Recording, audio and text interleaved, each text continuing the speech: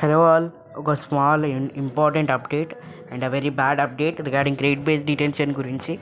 So first year నుంచి second ఇయర్కి and second year నుంచి థర్డ్ ఇయర్కి వెళ్ళే క్యాండిడేట్స్ ఉంటారు కదా, సో వాళ్ళైతే డిటెండ్ అయ్యారండి. సో మీరైతే చెక్ చేసుకోండి. సో మనకి second year and third year grade based detention list అయితే రిలీజ్ అయింది. సో ఎవరైనా ఎలిజిబుల్ కాని క్యాండిడేట్స్ ఉంటే వాళ్ళు కోర్స్ కంటిన్యూ చేయరాదు. అండ్ మీ బ్యాక్లాగ్స్ ఉంటాయి కదా, క్లియర్ చేసుకొని నెక్స్ట్ ఇయర్కి మళ్ళీ ప్రమోట్ అవ్వచ్చు. So no need to worry. And రేపు మళ్ళీ కంప్లీట్గా వీడియో ఇస్తాను రిగార్డింగ్ అసలు లైక్ ఎంత పర్సెంటేజ్ చేశారని. So this is the update about grade based detention. And so mainly guys, ఎవరైనా గ్రేడ్ బేస్డ్ డిటెన్షన్తో డిటెండ్ అయిన వాళ్ళైతే no need to worry. So మీరు మ్యాక్సిమం మీ బ్యాక్లాగ్స్ క్లియర్ చేసుకొని మళ్ళీ నెక్స్ట్ ఇయర్ ప్రమోట్ అవ్వచ్చు. So no need to worry.